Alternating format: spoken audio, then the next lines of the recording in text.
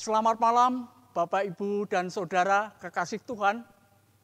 Untuk kesekian kalinya kita melakukan ibadah rumah tangga secara virtual. Kami ingatkan bahwa keluarga ini adalah merupakan bagian dari keluarga Tuhan. Oleh karena itu marilah kita menyanyikan pujian Ku Cinta Keluarga Tuhan.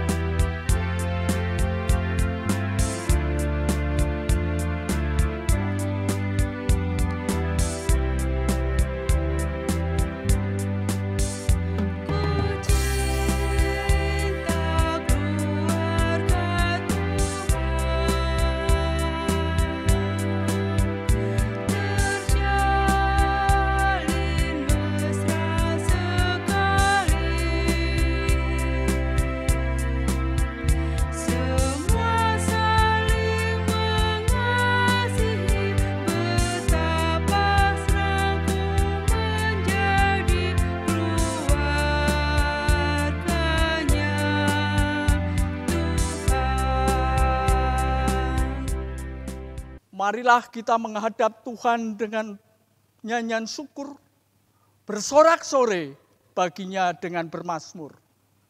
Salam damai sejahtera dari Allah Bapa dan Tuhan Yesus Kristus menyertai keluarga kita sekalian.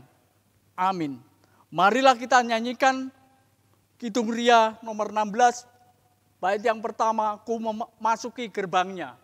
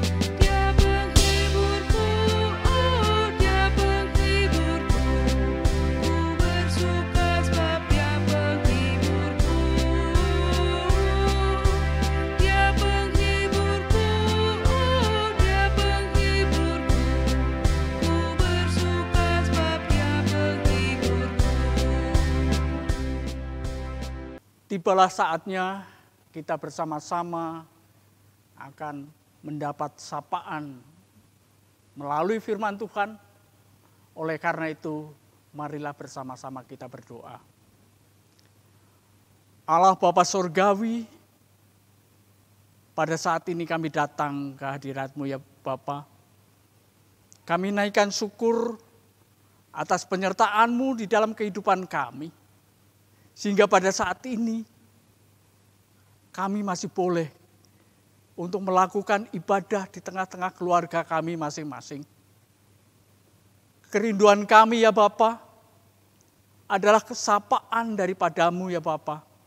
Oleh karena itu, perkenankanlah pada saat ini kami akan membaca sebagian dari firman Tuhan yang tertulis di dalam Alkitab dan kami merenungkannya. Namun demikian karena keterbatasan akal dan pikiran kami mohon urapan-Mu agar kami dapat membuka hati kami dan dapat memahami apa yang Engkau kehendaki di dalam hidup kami. Berfirmanlah kepada kami ya Bapa, hamba-Mu siap untuk mendengarkannya. Amin. Bapak Ibu yang terkasih dalam Tuhan, tiba saatnya kita akan membaca firman Tuhan yang kami ambil dari Ulangan pasal 30 ayat 1 sampai dengan ayat yang ke-8 yang demikian firman Tuhan. Kemudian pergilah Musa lalu mengatakan segala perkataan ini kepada seluruh orang Israel. Berkatalah ia kepada mereka, aku sekarang berumur 120 tahun. Aku tidak dapat giat lagi. Dan Tuhan telah berfirman kepadaku, sungai Yordan ini tidak akan kuseberangi. Tuhan Allahmu, dialah yang akan menyeberang di depanmu. Dialah yang akan memunahkan bangsa-bangsa itu dari hadapanmu, sehingga engkau dapat memiliki negeri mereka. Yosua, dialah yang akan menyeberang di depanmu seperti yang difirmankan Tuhan. Dan Tuhan akan melakukan terhadap mereka seperti yang dilakukan terhadap Sihon dan Og, raja orang Amori, yang telah dipunahkannya itu, dan terhadap negeri mereka. Tuhan akan menyerahkan mereka kepadamu, dan haruslah kamu melakukan kepada mereka tepat seperti perintah yang kusampaikan kepadamu. Kuatkan dan teguhkanlah hatimu. Jangan takut dan jangan gemetar karena mereka. Sebab Tuhan Allahmu, dialah yang berjalan menyertai engkau. Ia tidak akan membiarkan engkau dan tidak akan meninggalkan engkau. Lalu Musa memanggil Yosua dan berkata kepadanya di depan seluruh orang Israel, kuatkan dan teguhkanlah hatimu, sebab engkau akan masuk bersama-sama dengan bangsa ini ke negeri yang dijanjikan Tuhan dengan sumpah pada nenek moyang mereka untuk memberikannya kepada mereka. Dan engkau akan memimpin mereka sampai mereka memilikinya. Sebab Tuhan, Dia sendiri akan berjalan di depanmu, Dia sendiri akan menyertai engkau, Dia tidak akan membiarkan engkau dan tidak akan meninggalkan engkau. Janganlah takut dan janganlah patah hati. Sampai di sini pembacaan firman Tuhan. Yang berbahagia adalah setiap orang yang terbuka hatinya untuk menerima firman Tuhan, menghayati di dalam kehidupannya, dan melaksanakan sehari lepas sehari. Amin. Marilah kita sambut dengan menaikkan pujian melalui Kidung Ria nomor 18 bait yang pertama. Hatiku terbuka untukmu Tuhan.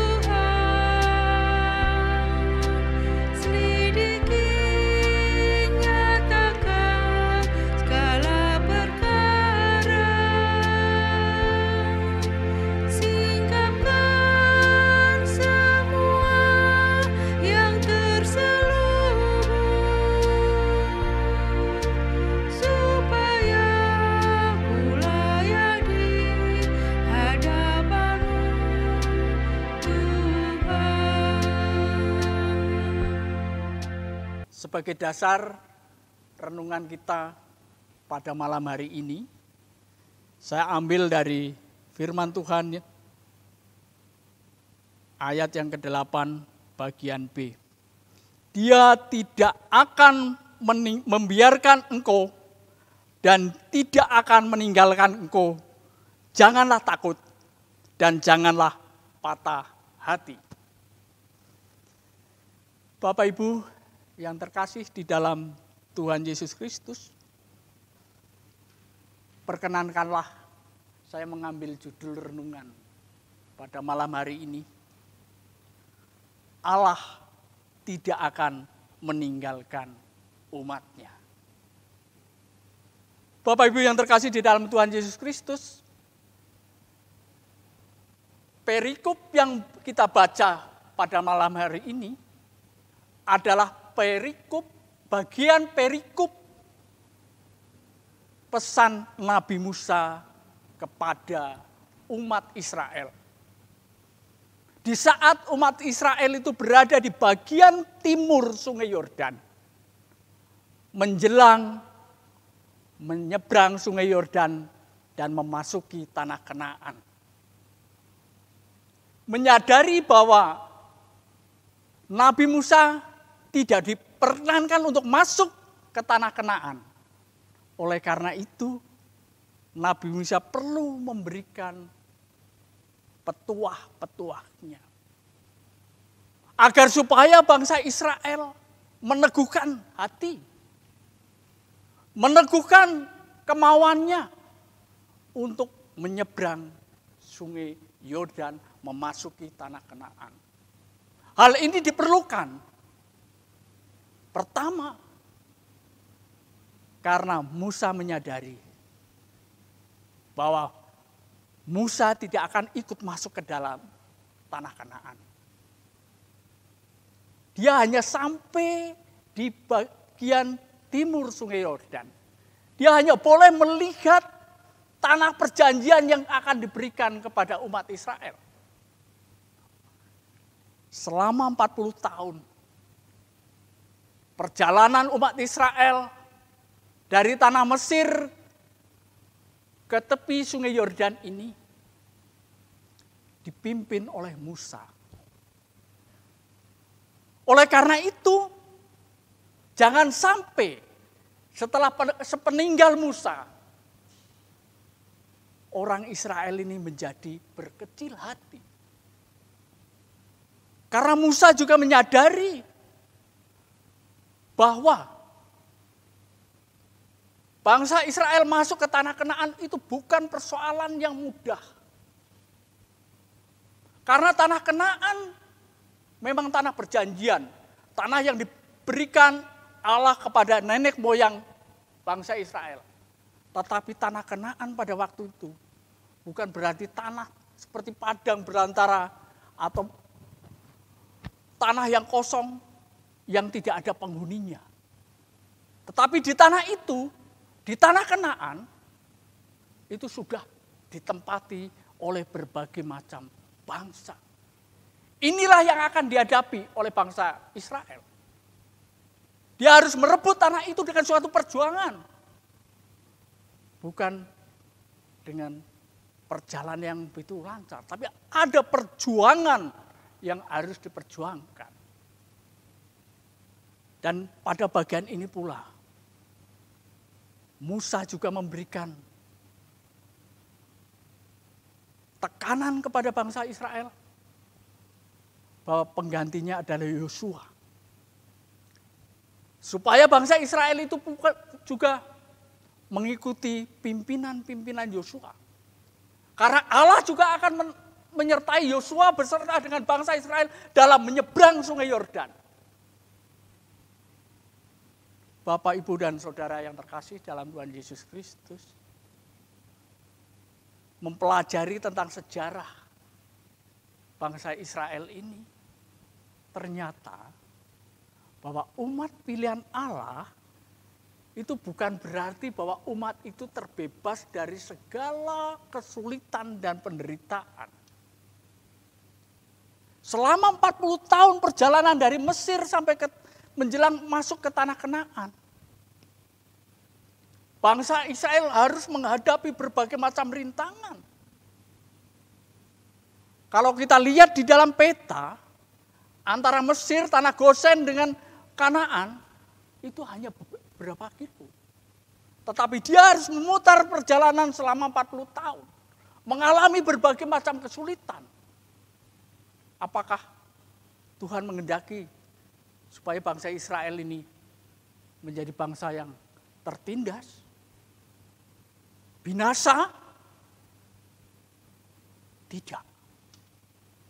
Justru di sini Tuhan memproses agar supaya bangsa Israel menjadi bangsa yang kuat dan tangguh. Karena setelah memasuki tanah Kanaan, ada persoalan-persoalan yang harus diselesaikan di tengah-tengah bangsa Israel itu sendiri. Misalnya pembagian wilayah, membentuk suatu organisasi. Itu pun merupakan hal yang harus dijalankan setelah masuk di dalam tanah Kanaan. Oleh karena itu, Allah perlu untuk membina bangsa Israel selama 40 tahun. Bapak, Ibu, dan Saudara yang terkasih di dalam Tuhan Yesus Kristus, pada saat ini kita juga menghadapi tantangan. Mungkin di antara kita ada yang sedih, ada yang galau, ada yang bingung. Karena merambahnya wabah COVID-19 ini. Dan ini bukan hanya dialami oleh kita saja, tapi 213 negara, sebagian penduduknya terpapar oleh virus ini. Dan pemimpin negara sebanyak 213 itu mengerahkan daya, dana, dan upaya, sarana yang dimiliki untuk melawan virus ini, termasuk negara kita saat ini. Oleh karena itu, firman Tuhan, kuatkan dan teguhkanlah. Itu juga saat ini diajarkan kepada kita sekalian. Supaya kita bisa memasuki masa-masa sulit ini dan kita bisa keluar menjadi pemenang. Apa yang harus kita lakukan agar supaya kita jadi pemenang? Yang pertama, marilah kita mematuhi pemerintah kita dengan aturan-aturan yang telah dicanangkan untuk memerangi wabah COVID-19 ini. Karena tidak ada pemerintah yang tidak berasal dari Allah. Roma 13 ayat 1 dan 2. Silakan nanti dibuka sendiri. Yang kedua, kita diajak untuk ibadah secara virtual. Baik ibadah rumah tangga maupun ibadah minggu. Bukan berarti bahwa ajakan ini akan melemahkan kita bergereja. Justru sebaiknya. Pemerintah tidak pernah melarang untuk melakukan ibadah. Hanya dihimbau untuk tidak ibadah secara bersama-sama, secara massal. Oleh karena itu, justru dengan peristiwa ini, kita diingatkan bahwa keluarga adalah bagian kecil dari gereja yang kudus dan am. Selama ini kita ibadah di ruangan gedung, di tempat yang megah, dengan nyanyian yang begitu bergegap gembira, dengan pengkhotbah yang menggebu-gebu. Tapi apakah itu yang kita perlukan? Memang itu diperlukan. Tetapi saat ini Tuhan Allah mengajak kita bahwa yang terpenting itu adalah pembinaan di tengah-tengah keluarga. Gereja yang begitu megah, warga yang begitu banyak, tidak ada artinya apabila gereja yang terkecil ini tidak ada rasa untuk bergereja. Inilah, Bapak, Ibu, dan Saudara, mungkin di antara kita ada yang mengalami hal-hal yang tidak mengenakan. Pada saat ini kita diajarkan untuk saling memberi, untuk saling membantu. Sangkul sinangkul ing bot repoting lian. Inilah. Gereja juga terpanggil untuk itu. Bukan memikirkan dirinya sendiri, bukan aku yang penting. Tapi bahwa aku bisa hidup bersama-sama dengan mereka. Oleh karena itu pada saat ini Tuhan Allah memanggil kita sekalian untuk berbagi kepada mereka yang kurang beruntung. Bapak, Ibu, dan Saudara, mungkin di antara kita, di antara saudara kita, karena sesuatu hal harus kehilangan mata pencahariannya. Memang untuk menerima kenyataan ini memang tidak mudah. Tetapi marilah Kita berpositif thinking. Berpikir secara positif. Bukankah pekerjaan itu merupakan pintu berkat penyaluran berkat Tuhan untuk kehidupan kita? Dan saat ini, apabila pintu yang satu itu tertutup, kita yakin bahwa Tuhan akan membuka pintu yang lain. Oleh karena itu, janganlah berkecil hati. Tuhan pasti memberikan jalan. Mohon maaf, saya akan meminjam tentang falsafah pacul yang pernah diutarakan oleh almarhum Bapak Hendro Sugito. Pacul yang kita kenal adalah pacul dengan doran. Tetapi kalau di daerah Purwodadi, daerah Blora, daerah-daerah sebelah utara sana, Jawa, pacul itu ada 4 bagian. Yang pertama, itu adalah mata pacul. Mata paculnya itu seperti mata bajak. Kemudian ada yang kemudian dirangkai dengan kayu yang namanya bawak. Kemudian pakai doran itu dipantek. Oleh karena itu, ada falsafah yang demikian. Nek apa-apa muntek, pantek, ayo podo ngobahke awak, berupaya. Supaya apa? Supaya apa-apane iso muncul. Aja mung iso maido nyang pangeran. Bapak, Ibu, dan Saudara, itulah, marilah kita lawan kondisi yang seperti ini. Kita kuatkan hati kita. Kita berupaya supaya bisa lepas dari penderitaan ini, dari situasi yang sulit ini. Karena COVID-19 tidak hanya menyerang orang kaya. Tidak hanya menyerang orang miskin. Tidak hanya menyerang orang berpangkat. Tidak hanya menyerang rakyat jelata. Tetapi menyerang semua orang. Semua akan bingung, semua akan susah. Tetapi ada sebagian orang, seseorang yang tidak merasakan itu karena menganggap semuanya ini adalah merupakan didikan Tuhan. Wong sugih bingung pikire, wong melarat susah atine, sing ayem wong kang nderek Gusti Yesus, rino wengi tansah memuji. Amin. Bapak Ibu yang terkasih dalam Tuhan, tibalah saatnya kita akan mengungkapkan syukur kita.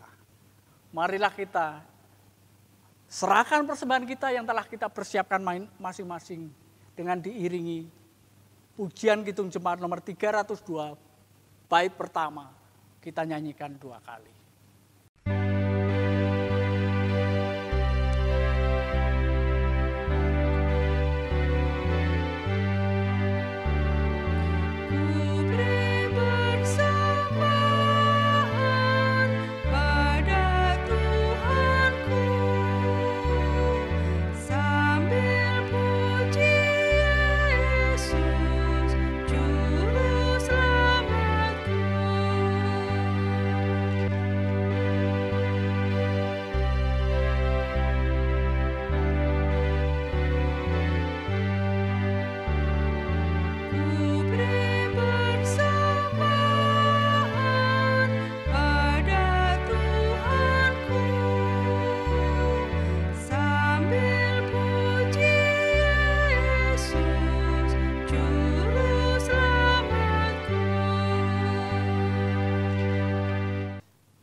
Marilah kita bersama-sama menaikkan syafaat kita.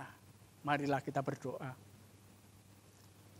Allah Bapa Surgawi, Bapa yang kami sembah di dalam nama Tuhan kami Yesus Kristus. Kami menaikkan syukur ya Bapa, karena saat ini Engkau telah menyapa kami dengan firman-Mu. Biarlah firman yang kami dengarkan pada saat ini bisa memberikan kekuatan bagi kami, terutama untuk menghadapi wabah yang saat ini sedang melanda dunia ini. Bapa di surga, kami juga berdoa untuk seluruh warga jemaat. Kiranya Bapa juga berkati mereka. Kesulitan yang mereka hadapi, biarlah Tuhan juga ambil bagian di dalamnya. Sehingga mereka dapat terlepas dari kesulitan dan penderitaan yang saat ini kami rasakan. Kami juga berdoa untuk mereka yang saat ini sedang sakit, baik yang berada di rumah sakit maupun yang ada di kediaman masing-masing. Terutama ya Bapa, bagi mereka-mereka yang mungkin terpapar dari virus ini, kami serahkan sepenuhnya di dalam kuasa tangan-Mu. Kiranya Engkau berkati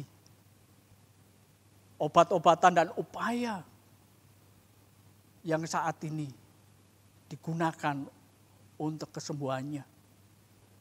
Secara khusus pula, kami berdoa untuk para dokter dan para tenaga medis yang berada di garis akhir untuk melawan corona ini. Mereka banyak yang menjadi korbannya Bapa. Kiranya Bapa memberkati dan menyertai mereka dengan kemampuan sarana dan prasarana yang ada. Biarlah itu menjadi berkat Tuhan untuk mereka melawan yang saat ini sedang kami alami. Untuk keluarga para dokter dan para tenaga medis yang karena pengabdiannya harus ditinggalkan orang-orang terkasih. Kiranya Tuhan beri mereka kekuatan dan penghiburan. Kami juga berdoa untuk para relawan yang ikut ambil bagian di dalam memerangi wabah ini. Tuhan, kami juga berdoa untuk pemerintah kami, untuk pimpinan kami, untuk presiden kami, pimpinan tertinggi sampai pimpinan yang terendah, yang mengambil kebijaksanaan untuk memerangi wabah ini. Biarlah kebijaksanaan yang mereka ambil itu hanya didasarkan pada kebijaksanaan Bapa melalui para pemerintahan kami ini. Bapa di surga, kami juga berdoa untuk saudara-saudara kami yang saat ini karena terpaksa kehilangan pekerjaannya. Kami yakin dan percaya bahwa Engkau tidak akan membiarkan saudara-saudara kami ini terlunta-lunta. Kiranya tangan Tuhan diulurkan supaya saudara-saudara kami ini mendapatkan pekerjaannya kembali. Kami juga berdoa untuk gereja-Mu ya Bapak, khususnya GKJW Jemaat Waru, dengan segala kiprah dan aktivitasnya. Kami juga berdoa untuk Bapak Pendeta, Ibu Pendeta, para guru Injil, penatua diaken, dan mereka yang terlibat di dalam pelayanan-pelayanan. Kiranya Tuhan berkati kehidupan dan penghidupannya, berkati keluarganya. Mampukanlah mereka untuk bisa menjalankan tugas ini dengan baik, seturut dengan kehendak-Mu. Kalau pada saat ini Engkau memberikan kesempatan untuk mengumpulkan persembahan, biarlah Tuhan juga berkenan untuk menerima persembahan kami. Tuhan berkenan untuk mengkuduskan persembahan kami. Persembahan yang kami kumpulkan ini adalah sebagian dari berkat yang kami terima. Dan izinkanlah Bapa, sebagian yang Engkau berikan kepada kami untuk menopang kehidupan kami. Bapa, berkati pula hamba-hambamu yang Engkau pakai untuk mengelola persembahan ini. Kiranya Tuhan berkati, sehingga persembahan yang kami kumpulkan ini dapat dipergunakan untuk pelayanan-pelayanan yang diemban oleh jemaat-Mu di sini.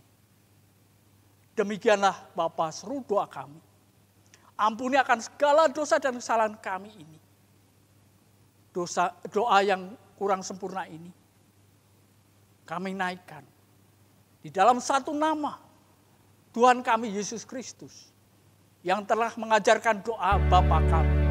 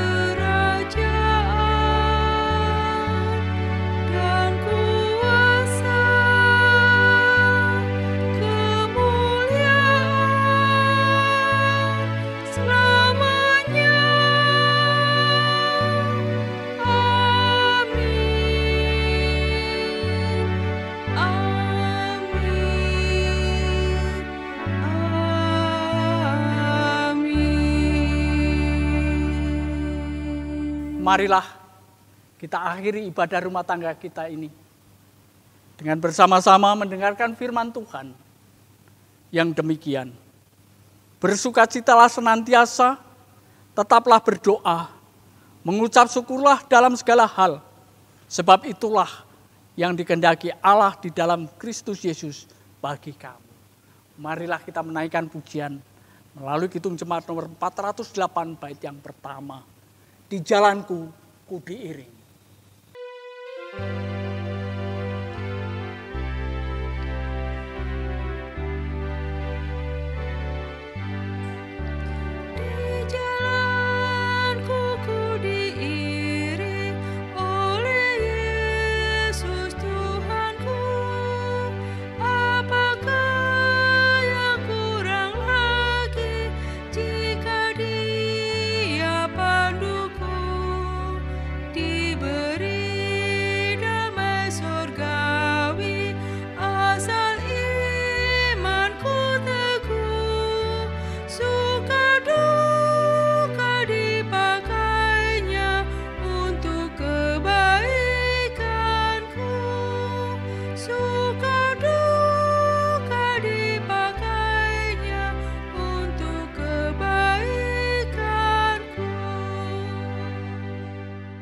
Arahkanlah hati kita untuk menerima berkat Tuhan yang disampaikan melalui hambanya yang demikian. Tuhan memberkati engkau, Tuhan menyinari engkau dengan wajah-Nya dan memberi engkau kasih karunia. Tuhan menghadapkan wajah-Nya kepadamu dan memberi engkau damai sejahtera. Amin.